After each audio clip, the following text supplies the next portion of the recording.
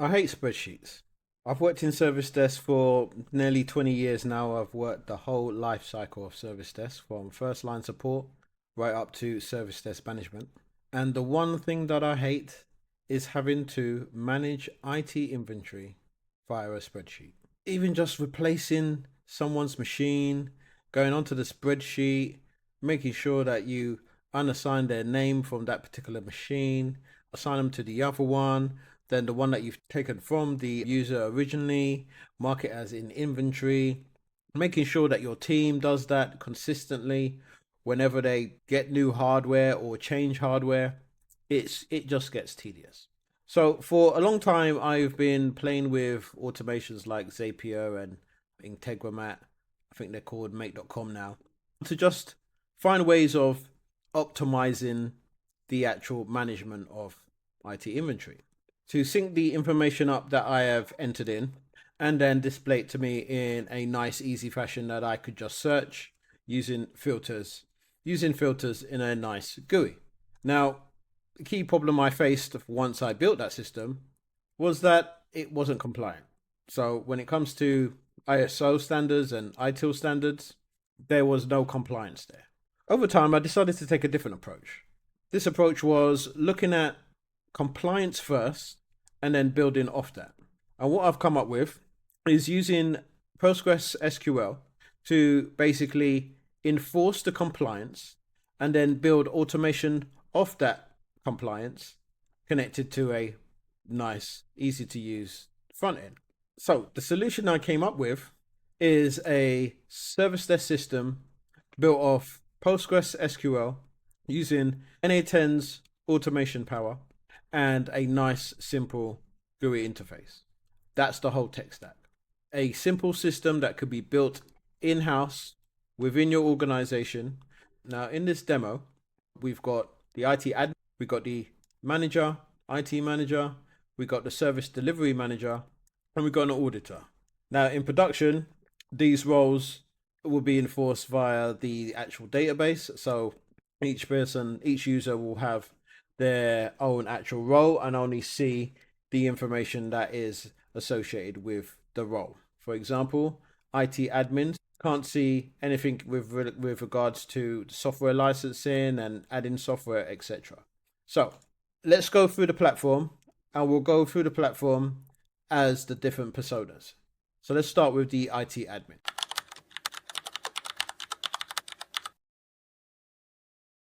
Now, for an IT admin, when it comes to the IT inventory and hardware, they would register a new device. They have a log of their assets. So we've got the assets tag, the serial numbers, the device type, etc. With the option of breaking down into more detail with regards to CPU, RAM, OS version, warranty, purchase date, etc. Okay. Now, as well as that, they have a simple form when it comes to adding new devices. So a new device comes in from delivery. They would add a serial number. I'll just put anything in here right now. We'll say location is London. It's a laptop. We'll say it's an Apple. Whoops, take that off. We'll say it's an Apple device, and we'll say it's a Mac Pro. Okay, we're not going to assign a primary user. And then the IT admin will just register that device onto the system. Now, that's just the basic information the IT admin needs to do. And then over here, we have the sync inventory. Now, over here, I've added a sync inventory button. And what this does is, on the back end, we have SCCM, and SCCM generates an actual hardware report and stores it in a specific location.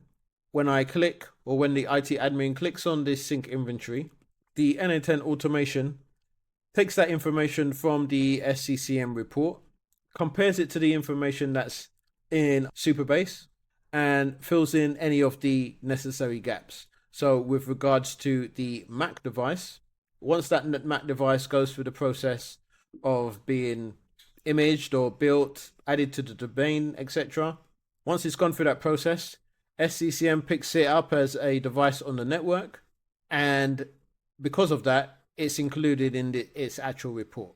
The automation takes that report scrapes the data, compares it with the information that is displayed here. And remember, this information is displayed from the SQL database. Matches the devices up based on the actual serial number and any of the missing parts of the database for that serial number will be populated based on what has been captured from the SCCM report. Now, what that means is that all the IT admin has to do in terms of when a new device comes in is enter in those basic information. But the key thing is here is that the power is with SCCM with regards to what user is using what device. And with the automation, once we sync that information, all this data comes together and is presented nicely. Now, that would be the more advanced version of the system that I originally built. The key thing is the compliance. Now, up here, I've shown in terms of the standards that this system is compliant to. Now, as well as the asset register, you also have hardware details where the IT admin can select an asset and also add in relevant information with regards to the CPU, how many cores a device has, etc. So we have the software licenses. Now, with the software licenses, the IT admin has an overview of the software that's circulating within the business. They're also able to see what software is deployed on what user's machine. And also they get an overview to see whether or not they're staying compliant with regards to software asset management. Now, that is just the asset management side of things. On the platform, I've also included knowledge base. Now, what the IT admin is able to do from here is not only do they have access to the approved and published knowledge base, IT admins are required to create these documents, these how-to guides, these fixes for the end users. The IT admin that's logged in will see a nice overview of the documents that they've created and submitted for review. They see status in terms of their documents that's pending review, those that's been approved, so they're actually published. Here, they actually see all their published documentation and any documents that's been archived. Now, for the IT admin, they will click on this form and add documentation with regards to whatever service and whatever category and populate their content here. Save it as a draft or submit it for review. Now, in the IT Service Desk section, I'll talk about the agent in a second. The IT admin is also able to upload a PDF or a document. And what this does is it goes through the process of being in the queue for the manager to actually review and approve or request any changes. Now, when it comes to the Service Desk Assistant, I'm going to do a whole video on this. But with the Service Assistant, it plays many roles. One role is providing, let's call it a internal knowledge base. So if an IT admin needed to understand how to do a certain thing, it will ask the IT assistant, and the IT assistant will have access to the internal knowledge base. Not only that, the IT assistant can also generate tickets. I say generate, it can create tickets, assign tickets, reassign tickets, close tickets, etc. Again, I'll do a whole video on this separately. But first, to understand the benefit of this AI assistant, this Service Desk Assistant, you need to understand the actual workings of the platform first to get a full contents of its benefit. So look out for that video, but that will be a whole video on the AI assistant, how it works with ticket systems, etc. Now, going back to the IT admin, not only is the IT admin able to upload a document, a text file or a PDF, I've also included in the system where they are able to paste in transcripts.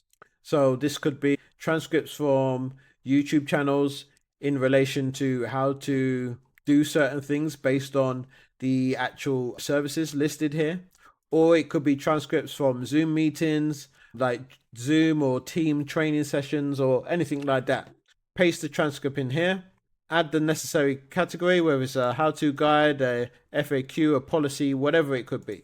Once they place it in there and generate the knowledge article, what that does is trigger an automation where it takes that transcript, turns it into a guide, and then gives it back to the IT admin for any changes or any additions before it's actually submitted. Again, I'll have a whole separate video where we'll go through each one of these different steps and just go through the automations. Next is going to be the IT manager.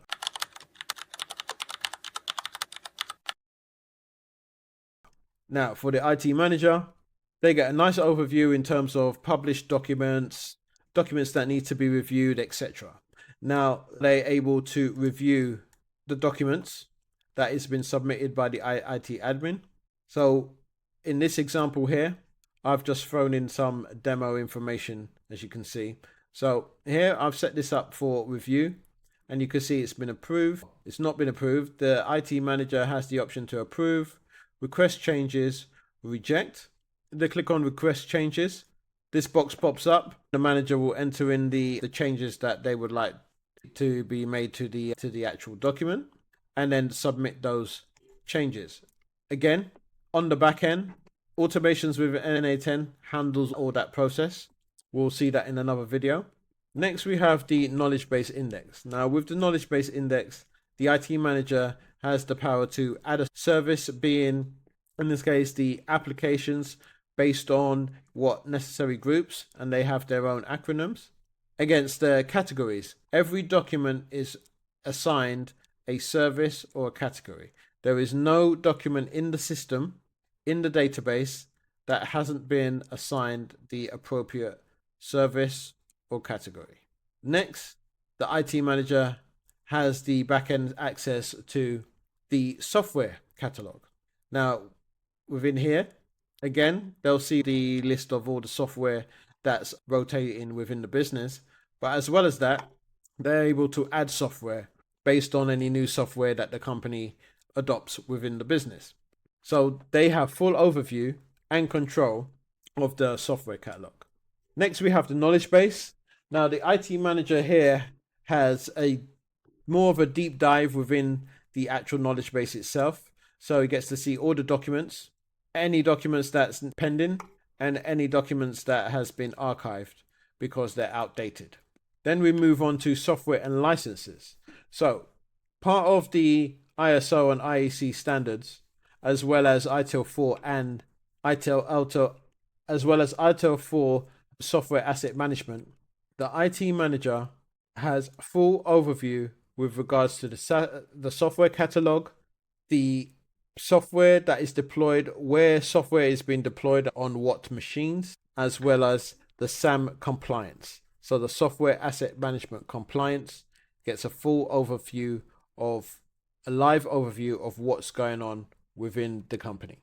When it comes to software and licenses, the IT manager has the full overview with regards to what applications is rotating within the business, where are those applications being deployed, and is the business being compliant with regards to the asset management compliance standard. Okay, now when it comes to hardware and the IT inventory itself, the IT manager does get the same view as the IT admin with regards to the asset register, and they also get access to the hardware details, wherein they're able to select particular hardware, but more importantly, they have inventory detail captured as part of the record per inventory.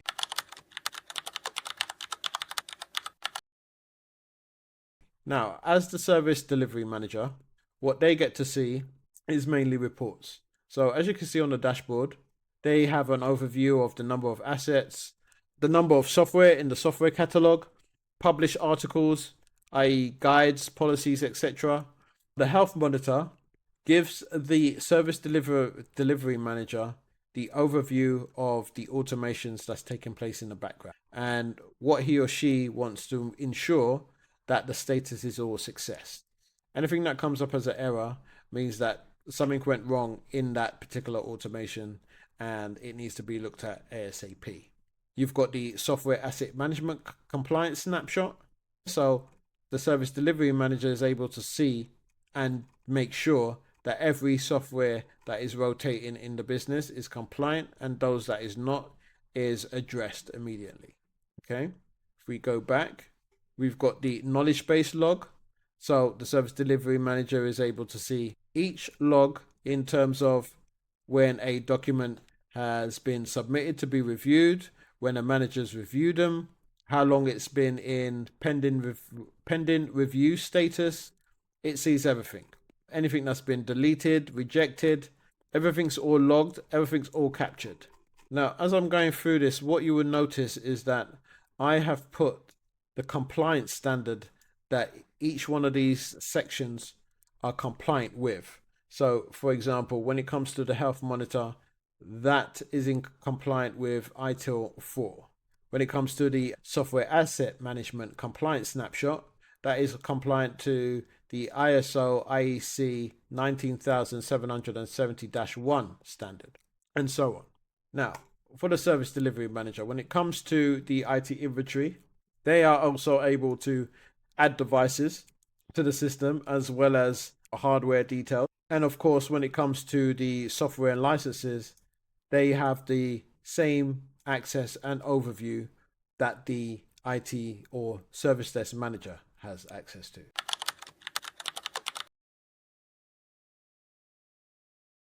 Okay, so as the auditor, they get the overview in terms of compliance to the ISO IEC standards, and as well as SOC 2 if the business is in the US.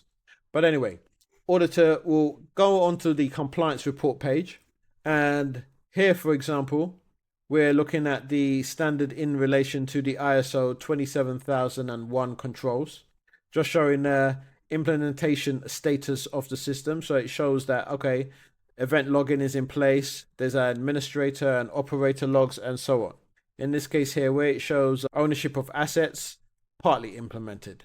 The auditor instantly gets a full overview of the implementation with regards to that compliance, just by clicking a button. Now, as well as that, the auditor could click on the health monitor and get an understanding with regards to, again, the automations, the system in the background. So that falls in line with the ITIL 4 event management standard. We have here the CSI metrics. Now, this falls in line with ITIL 4 as well as the ISO 9001 standard, ensuring that there is a system in place that is tracking the different areas of service desk. Now, on this page, what the auditor is able to see is that your service desk is actually tracking different aspects of the service. Give you a few examples here. So in case of this demo, it's tracking the accuracy of any of the information that your AI assistant is given to end users. It's tracking how long, or if any time at all, is spent on reading any of the documentations, any of the policies, etc. If that was, in this case, in this example, the target is 24 hours as the average review time, and the actual is 0. Now, that would be a problem. That would need to be something that is discussed in terms of why are people not reading the documentation that is being published. That doesn't necessarily have to be how-to guides. That could be in other areas of the business, like actual policies. Now, as well as that, there's average revision rate, low confidence alert rate, meaning customer satisfaction feedback form. So the business, the service desk, is tracking feedback from the end users, which the data should be used then to improve the service, to increase the actual level of confidence.